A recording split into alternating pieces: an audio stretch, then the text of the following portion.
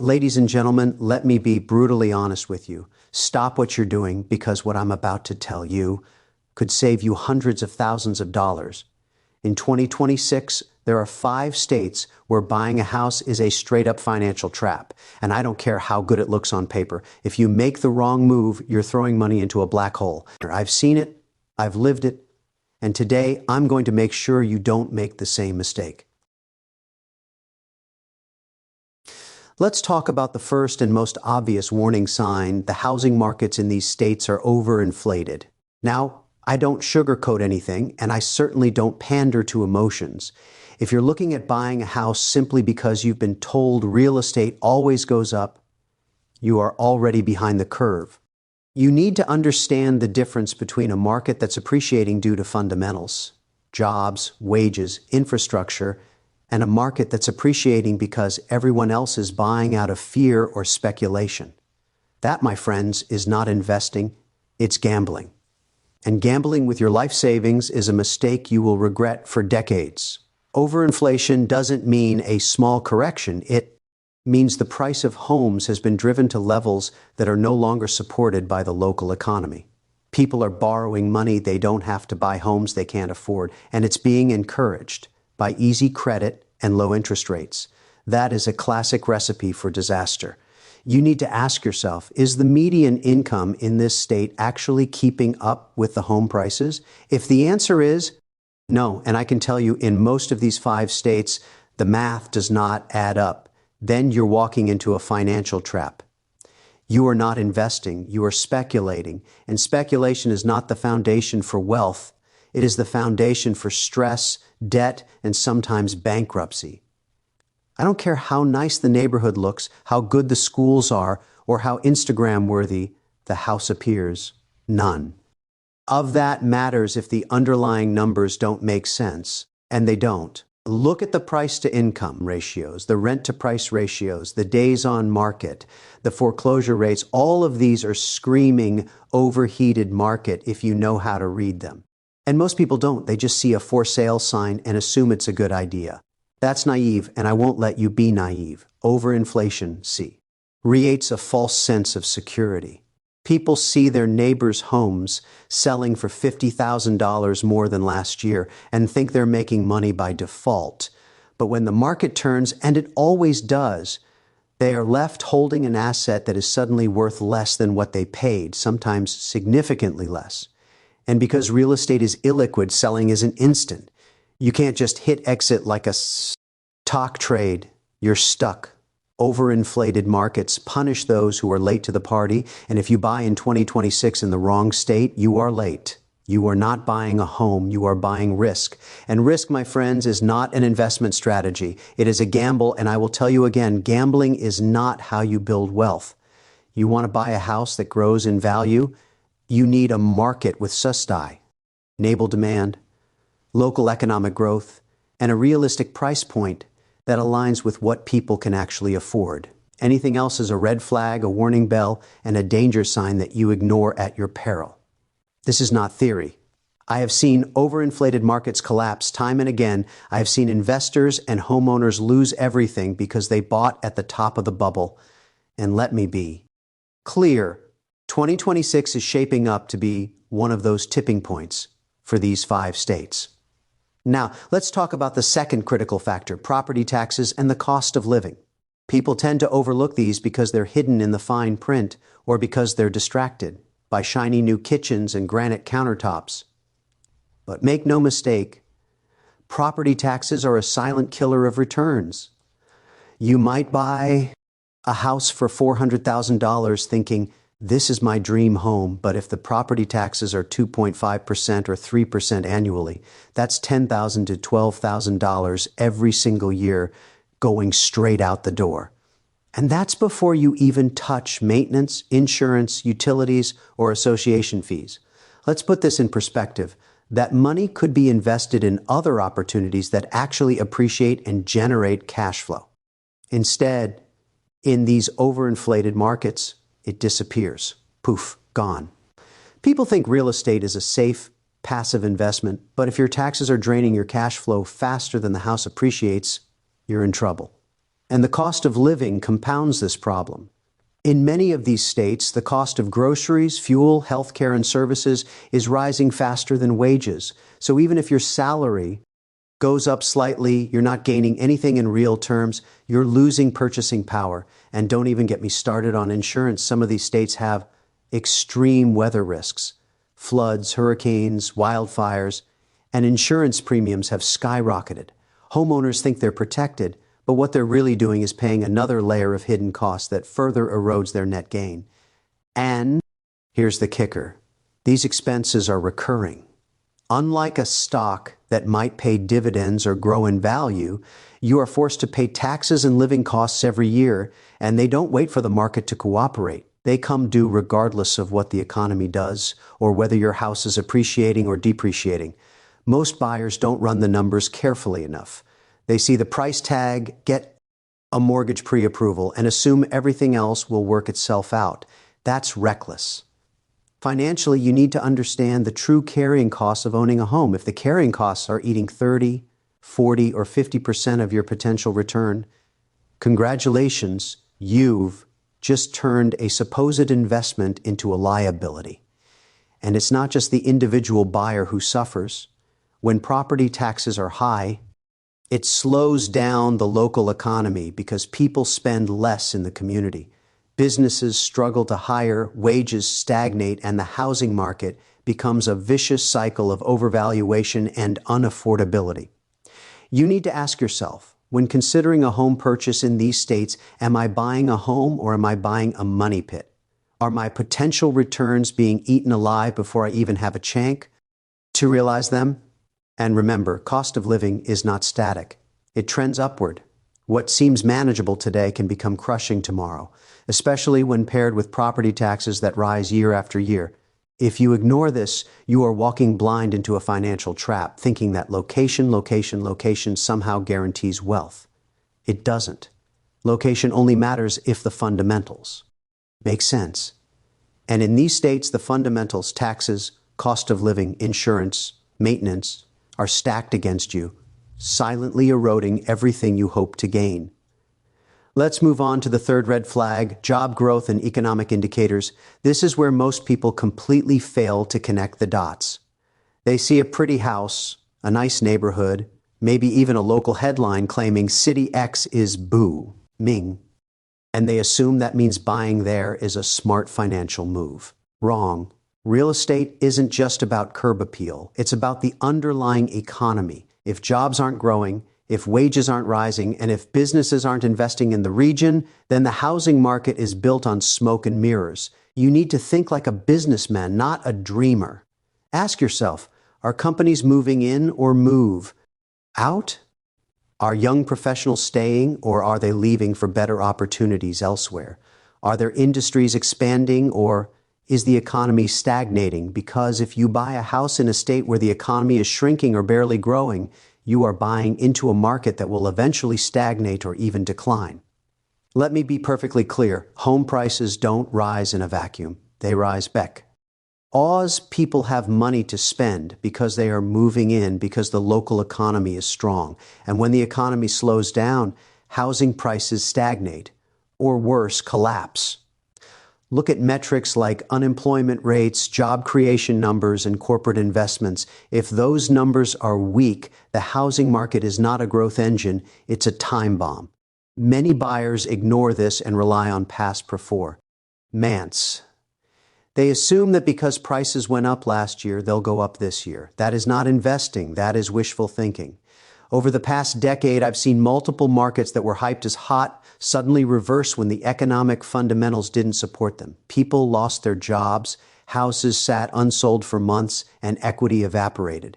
And this isn't some rare, isolated event. It happens repeatedly, especially in states with fragile economies or industries dependent on a single sector. Tech booms, oil busts, manufacturing declines, any of these can quickly turn a red-hot housing market into a nightmare. You need to ask yourself not just how the market looks today, but where the state is heading in the next 3 to 5 years. Are industries diversifying? Or is the economy overly reliant on one volatile sector? Because if it's the latter, Your investment is high risk, plain and simple. And here's another detail most buyers ignore: population trends. Jobs drive people. People drive housing demand. If the job market is declining, the population may shrink, and then your house is competing with empty properties for buyers. That's not scarcity. That's downward pressure on prices. You're not buying a home in a growing market. You're buying a bet that the government or the market will somehow prop it up, and that is a dangerous assumption. Don't confuse hype with reality. Don't confuse optimism with evidence. If the economic indicators in these states don't point to real, sustainable growth, you are setting yourself up for stagnation, losses, and stress, and that is the last thing anyone should do when making what is supposed to be their largest investment. Now let's get into the fourth critical point: liquidity risk. This is something almost nobody thinks about when buying a house, but it is one of the most dangerous financial traps you can step into. Real estate is not like stocks, bonds, or ETFs. You can't just hit sell and instantly get your money back. Homes are illiquid assets. That means if you need to access cash quickly, your options are extremely limited. And in markets where housing demand is slowing or prices have been artificially inflated, selling a home can take months, sometimes years. Let me be clear, liquidity risk is not theoretical, it is real. People buy houses thinking they're buying security, but in reality they are locking up hundreds of thousands of dollars in an asset that cannot easily be converted into cash. This becomes even more dangerous when markets turn. A lot of buyers assume that their home's value will always rise, or at least hold steady, but when prices stagnate or decline, suddenly the only way to sell is at a loss. And in states where the economy is slowing or jobs are leaving, this is exactly what happens. Imagine needing to move for work, for family, or for financial reasons, and discovering that you can't sell your house without taking a huge hit. That is liquidity risk, plain and simple. Another aspect that buyers completely ignore is the cost of selling. Transaction fees, agent commissions, closing costs, taxes on gains, all of these eat into your potential return. If the market is stagnant or declining, these costs can turn a seemingly small problem into a catastrophic financial loss. People think, I'll just rent it out if I need to move, but that's not always a solution. Renting a property comes with headaches, maintenance costs, vacancy risks, and legal obligations. Suddenly, what seemed like a simple financial decision becomes a full-time job with stress, financial exposure, and uncertainty. Thank you, and here's the harsh reality. Markets don't wait for you. If you buy in a high-risk state in 2026, the market could reverse tomorrow, and you're stuck with no liquidity and no easy exit. You can't time it perfectly. You can't predict exactly when a downturn will hit. And when it does, the people with the least liquidity get hit the hardest. I've seen it time and again. People who thought buying a house was a safe bet end up trapped, over-leveraged, and forced to sell at a loss because they didn't consider liquidity. This is why I constantly stress numbers over emotions. Curb appeal, trendy neighborhoods, and good schools mean nothing if your investment is illiquid and your capital is trapped. A house is not a retirement account, it is not a liquid asset, and it will not pay you dividend unless you understand how to manage it as an investment. Liquidity risk is the silent killer in real estate. It's subtle, it creeps up on you, and when it hits hard. If you are buying in one of these 5 states without considering liquidity, you are essentially signing a contract that says, I accept that I may be unable to exit this investment when I need to, at a price I'm happy with. That is not investing, that is gambling. And gambling in 2026, especially in overinflated markets, is a recipe for disaster. Let's move on to the 5th critical point: overbuilding and the looming real estate bubble. This is where many buyers make the fatal mistake of assuming that housing markets are inherently stable. They are not. Just because a neighborhood looks full of activity or a city seems hot doesn't mean it is a safe investment. In several of the states I'm warning you about in 2026, there is an alarming trend of overbuilding. Developers, fueled by cheap credit and speculation, are constructing more homes than the local economy can realistically absorb. It sounds great at first: new homes, modern amenities, thriving neighborhoods, but the underlying reality is a glut of inventory that eventually drives down prices. You need to understand that a bubble forms when supply significantly exceeds demand, and we are seeing exactly that in these regions. Builders are incentivized to construct homes quickly, often without regard to whether there is sustainable demand from local buyers. The result?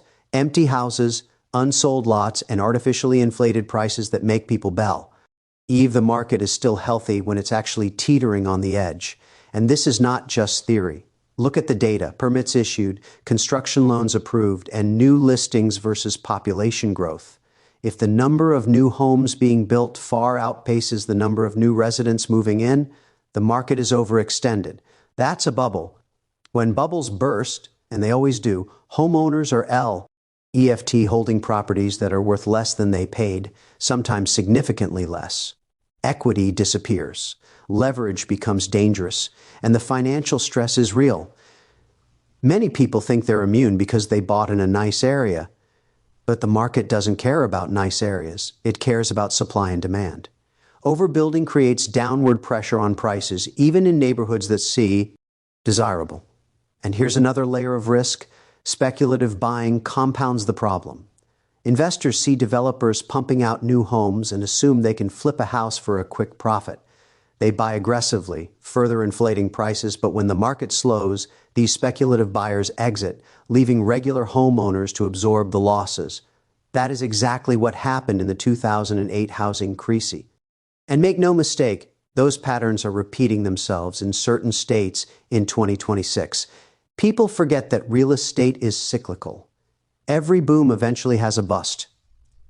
When you combine overbuilding, speculative activity, and inflated home prices, you get a market that is extremely vulnerable to a correction. And the correction doesn't just reduce prices slightly, it can wipe out years of equity in. Another danger is that overbuilt areas often lead to slower appreciation in the long term. Even if the bubble doesn't burst dramatically, the sheer number of homes on the market means prices stagnate. You're not seeing the growth you expect because supply exceeds demand and buyers are no longer in competition for homes. What most people don't understand is that buying during an overbuilt boom is like boarding a ship that is taking on water. You may float for a while, but eventually the tide goes out and you're left struggling to stay afloat financially. This is why overbuilding is one of the most dangerous red flags you can ignore when buying real estate. It doesn't matter how nice the property looks, how trendy the location is, or how good the schools are. The fundamentals are wrong. And when the fundamentals are wrong, the house is no longer an investment, it is a liability. Finally, let's discuss the sixth key point. There are far better opportunities elsewhere. And ignoring this is one of the biggest mistakes a buyer can make. Most people assume that buying a house is the only way to invest in real estate or build wealth, but that is a narrow and dangerous mindset. The truth is, just because a market is hyped or because everyone around you is buying doesn't mean it is a smart place to put your money. In these 5 states I'm warning about in 2026, the fundamentals are weak, the risks are high, and the potential return is low. There are far more profitable, safer opportunities in other regions or even in other asset classes entirely. Smart investors do not chase emotion, they chase value. They understand that an overpriced home in a struggling market is a poor investment, no matter how beautiful it looks or how appealing the neighborhood is. And here's the harsh reality. Chasing the hot market mentality is exactly how people lose money.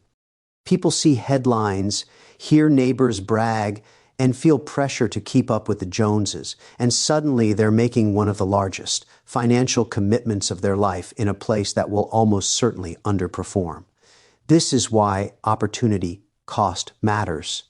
When you lock yourself into a high-risk, overinflated housing market, you are not just risking that investment, you are also missing out on far better alternatives. That could be buying in a state with lower prices, stronger economic growth, and healthier job markets. It could be investing in rental properties with positive cash flow, REITs, or other diversified assets that actually generate returns. Instead, most people focus solely on home ownership in the wrong location and wonder why their wealth isn't growing. The difference between a mediocre investment and a great one often comes down to location and timing. You cannot fix a bad location after you buy, And timing in real estate is critical. Buying in an overinflated, overbuilt, high-tax state in 2026 is essentially throwing away the opportunity to put that capital where it could work harder, safer, and smarter. Let me be clear. I'm not saying don't invest in real estate at all. I'm saying don't be dumb about it. Real estate can be one of the most powerful wealth-building tools in your financial arsenal, but only if you choose markets that make sense, that have sustainable growth, and that are not filled with hidden risks that will erode your capital. Choosing the wrong state, the wrong city, or the wrong timing is not just a minor mistake, it can cost you hundreds of thousands, even millions over your lifetime. Every dollar you put into an overpriced home in a weak market is a dollar that cannot be deployed into something that actually grows. And the irony is that people often buy in these states thinking they're being smart, thinking they are securing a dream home, when in reality, they are doing the exact opposite. They are locking themselves into financial exposure with no upside. Meanwhile, smart investors are scanning the country, analyzing markets, evaluating economic trends, population growth, job creation, tax structures, and cost of living, and then putting their money where it will generate real returns. That's how wealth is built.